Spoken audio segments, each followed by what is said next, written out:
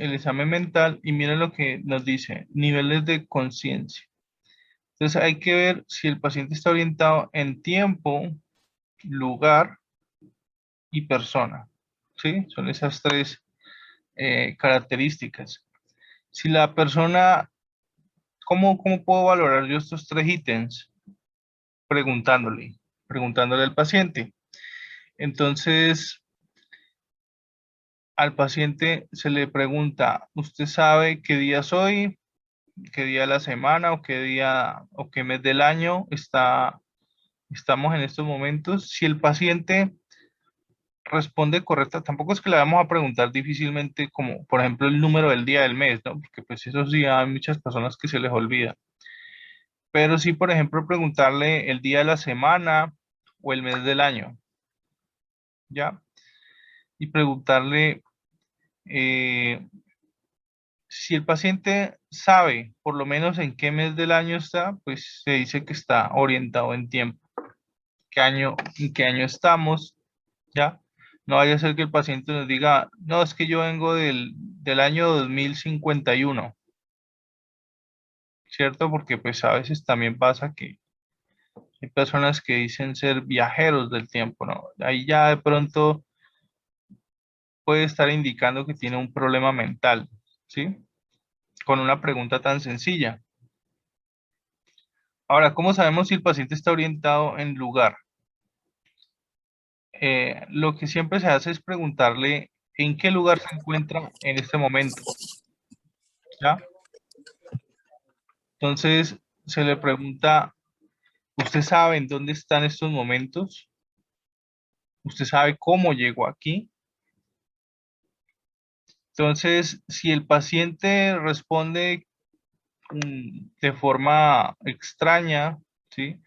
O definitivamente dice, no, yo no sé dónde estoy, no sé qué está pasando, no sé por qué estoy aquí, ya, ese es un paciente desorientado. Y reconocimiento de personas, fácil, pregúntele quién es, cómo se llama usted y cómo se llama el familiar con el que usted vino. Entonces, si el paciente no sabe su nombre y dice no, no sé quién soy, pues no está orientado como persona, ¿ya? Por eso la imagen de acá. Entonces, esa es la forma de valorar si el paciente está orientado en tiempo, lugar y persona. Si la persona no está orientada en tiempo, lugar y persona, se dice que el paciente está desorientado en las tres esferas. Si el paciente solo está desorientado en una de las tres, por ejemplo, en tiempo, entonces en su nota de enfermería ustedes van a colocar el paciente no está orientado en tiempo o el paciente está desorientado en la esfera temporal. ¿Listo? Entonces volvamos acá a la escala de Norton. Se mide orientado. Si está orientado en las tres esferas, entonces 4 puntos. ¿Qué es apático entonces? Pues la palabra apático se refiere a apatía, ¿sí? Entonces, normalmente uno piensa que la apatía es solamente mal genio, ¿no? Esta persona tan apática, tan enojada. Pero en medicina, digamos que la apatía tiene otra connotación, no tanto con la agresividad, ¿sí? Sino como el desinterés por todo lo demás, ¿ya? Es una persona apática, no solo puede estar enojada, sino que además muestra un completo desinterés en todo lo que le rodea. Eso es una persona apática. Confundido. Pues bueno, paciente confundido, ustedes lo van a encontrar como esa persona que no se halla, está desorientado, ¿sí? Entonces, este vendría a ser el paciente desorientado, este que no se ubica en ninguna de las esferas. Ese es un paciente confuso. Y el estupuroso, ¿qué es un paciente estupuroso? Pues aquí lo dice, es como un paciente comatoso. Un paciente estupuroso es aquel paciente que está ya cercano a lo que nosotros llamaríamos inconsciente, ¿sí? Ese es un paciente estupuroso, que pareciera que nada lo alterara, está ido mentalmente, ¿sí? Puede que ni siquiera esté bajo efectos de ningún medicamento, y aún así uno siente que está como en otra realidad ese paciente y no se mueve. Generalmente el paciente, la diferencia entre el estupuroso y el confuso es que el confuso no tiene ningún problema, digamos, para moverse, desplazarse. El estupuroso está tan ido que no se mueve, no hay respuesta motora muchas veces, ¿ya? O si hay respuesta motora, generalmente es como al dolor, pero el resto para nada más se mueve. Ese es un estupuroso.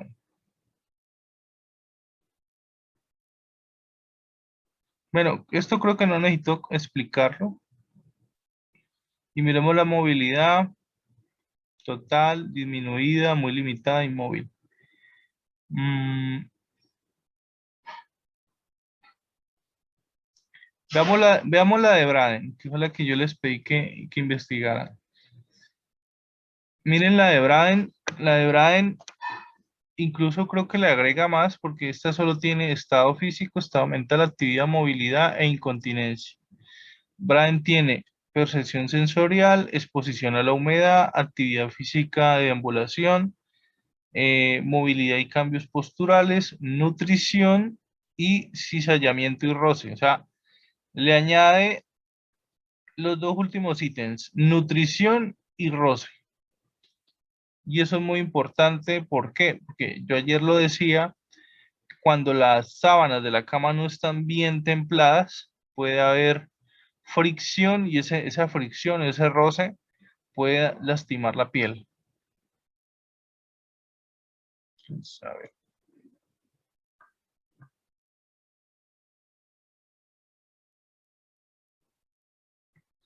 Bueno, entonces digamos que esta es la forma más sencilla de aprendérsela con esta tablita. No hace falta aprendérsela de memoria. Igual muchas enfermeras, ustedes han visto las tablas, ¿no? Las tablas que a veces llevan los médicos para hacer apuntes, ¿no? Las enfermeras también llevan tablitas. Entonces, una forma,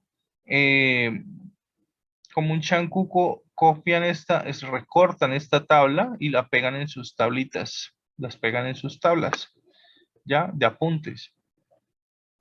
De esa forma, pues siempre tienen como al alcance esa manera de valorar al paciente, ¿ya? Y no estar de pronto consultando un libro o estar mirando algún protocolo, ¿sí? Entonces, una recomendación que uno le hace a las enfermeras, sobre todo cuando están empezando, cuando son nuevas, es copiar la escala de Braden, recortar la tablita y pegarla en sus cuadernos, en sus libretas o en sus tablitas de apuntes. ¿Ya? Entonces vamos a ver acá, esta está más explicada. Entonces miremos, percepción sensorial, dice, entre menos puntos, pues más comprometido, ¿no? A mayor puntaje significa que no tiene ningún problema. Entonces miren que esta va del 1 al 4 y miremos, dice 4 puntos sin ninguna limitación sensorial o perceptiva. Ligeramente limitada, muy limitada y completamente limitada. ¿Cómo, cómo valoro yo esa parte de percepción sensorial? Entonces, miremos acá, dice, responde a órdenes verbales, no presenta déficit sensorial que pueda limitar su capacidad de expresar o sentir dolor o malestar. Entonces, es un paciente que puede sentir el dolor y que además de sentir el dolor, puede verbalizar que está sintiendo, digamos, ese dolor. Entonces, para eso se utilizan, por ejemplo, voy a mostrarles acá el martillo de reflejos. Martillo de reflejos.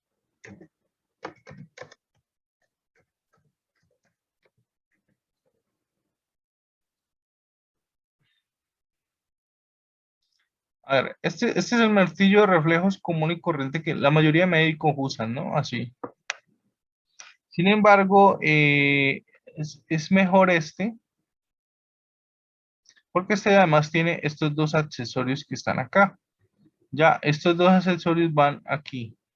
Esto tiene una especie como a ver, lo explico, como una especie de tornillo, él se va desatornillando y salen estos dos accesorios, la aguja y el escobillón. Con estos dos yo puedo valorar sensibilidad. Entonces estaría valorando este ítem que es sensoropercepción. Entonces yo le hago la prueba.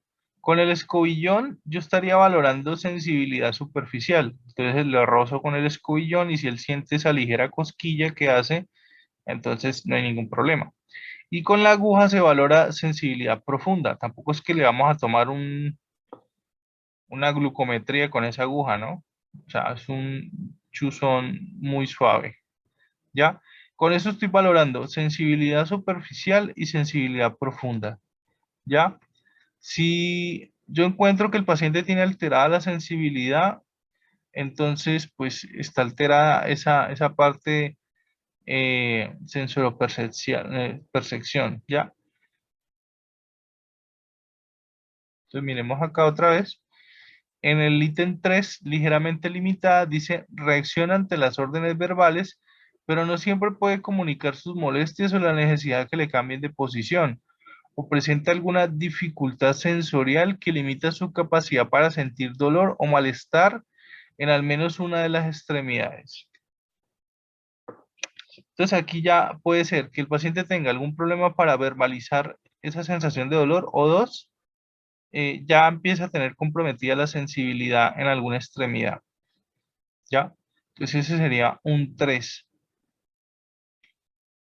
En el 2 se dice muy limitada, dice reacciona solo ante un estímulo doloroso o no puede comunicar su malestar excepto mediante un quejido.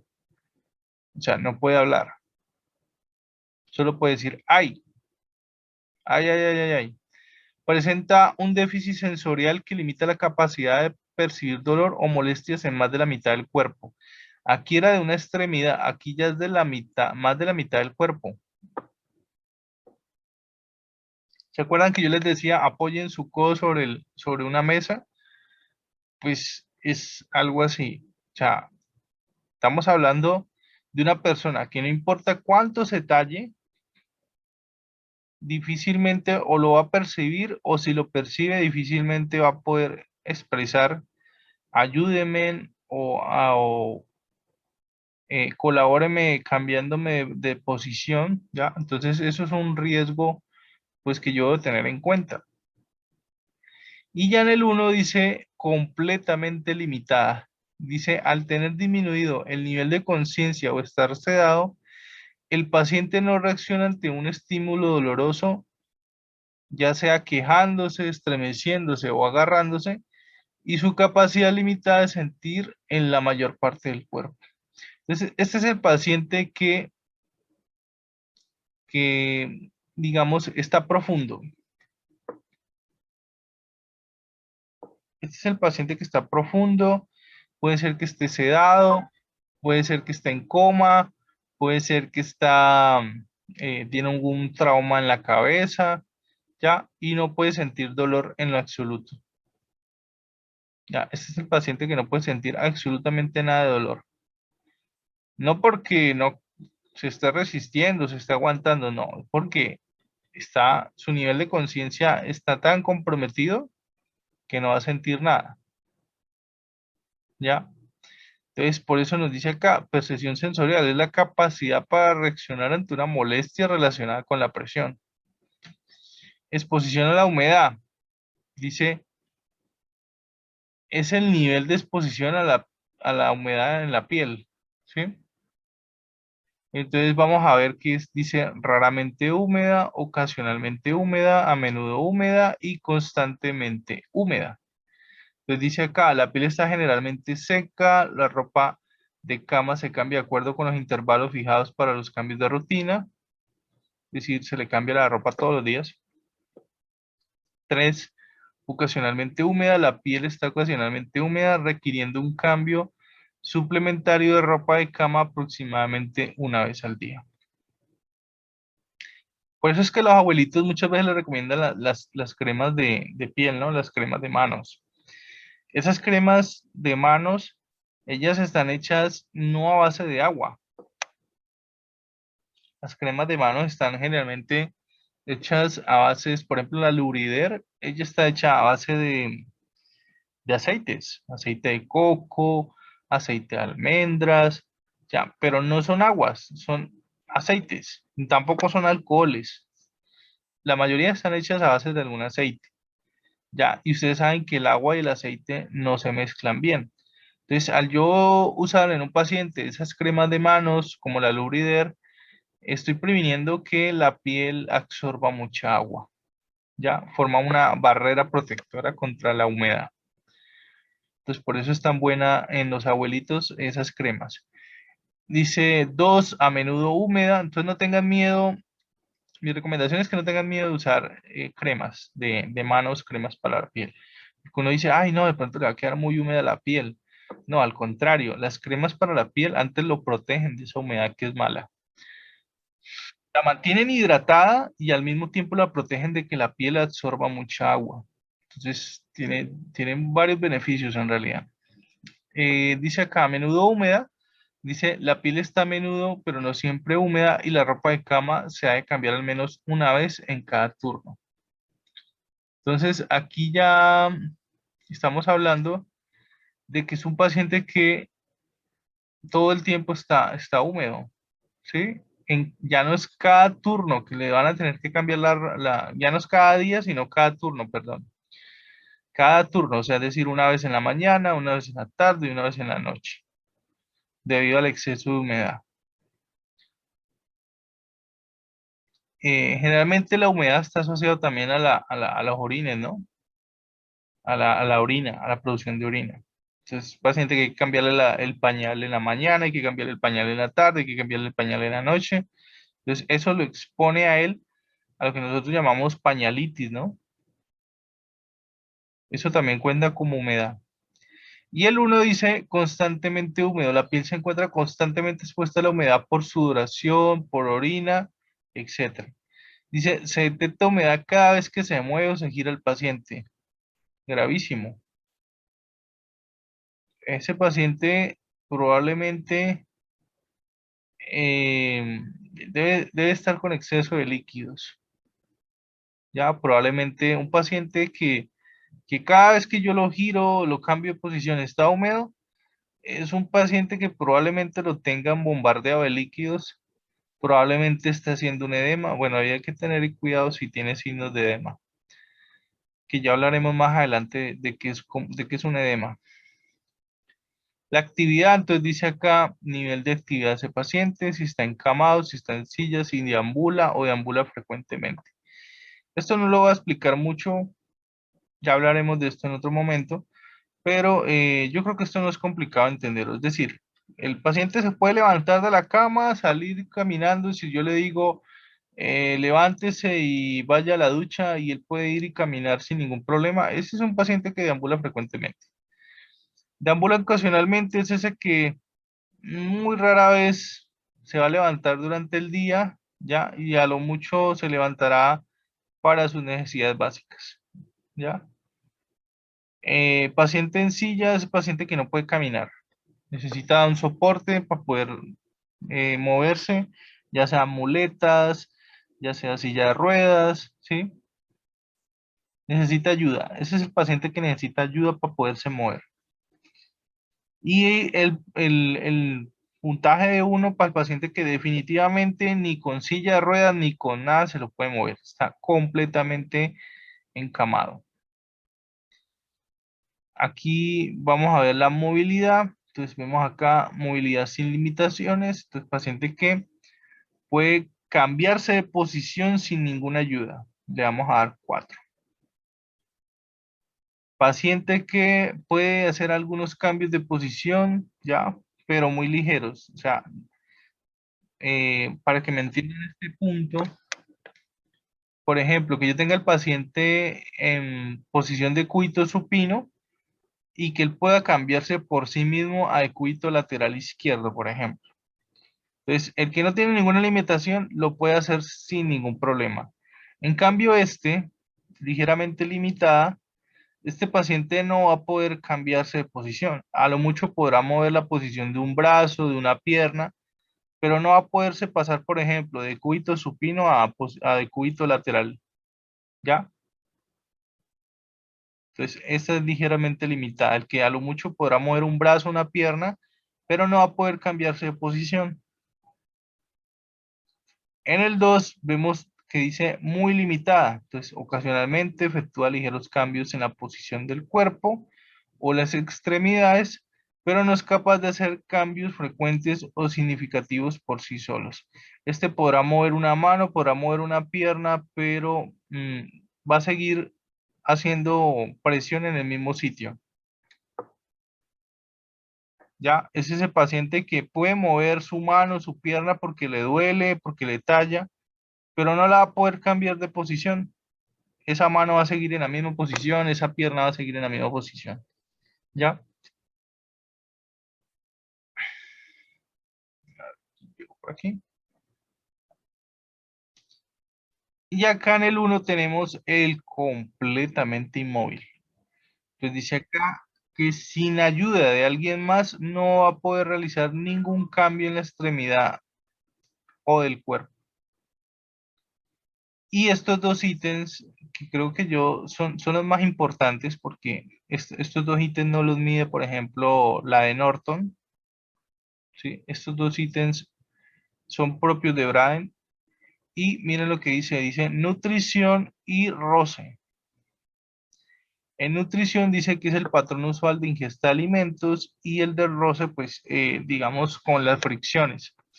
Entonces miren que el roce solo tiene 3, los demás ítems todos tienen 4 puntos y el roce solo tiene 3. Miremos acá, lo mismo, el roce tiene 3 puntos y esta casilla queda vacía. Bueno, entonces miremos el roce, dice no existe problema aparente, entonces dice se mueve en la cama y en la silla con independencia y tiene suficiente fuerza muscular para levantarse completamente cuando se mueve. En todo momento mantiene una buena posición en cama o en silla. 2 puntos, dice acá, problema potencial, se mueve muy débilmente o requiere la mínima asistencia durante los movimientos. La piel probablemente va a rozar contra su parte en las sábanas, en la silla o en el sistema de sujeción u otros objetos. La mayor parte del tiempo va a mantener relativamente una buena posición en la silla o en la cama, aunque en ocasiones se puede resbalar hacia abajo. El paciente que se puede mover, ¿sí? Pero generalmente se nos va a resbalar si lo dejamos en una silla, ¿ya? Entonces, ahí está haciendo fricción. ¿Por qué? Porque se está rozando su piel contra las superficies de esos objetos. Y acá donde dice que es un problema, dice requiere moderada o máxima asistencia para ser movido. Es imposible levantarlo completamente sin que se produzca un deslizamiento entre las sábanas, es decir, sin que haya fricción. Frecuentemente se desliza hacia abajo en la cama o en la silla.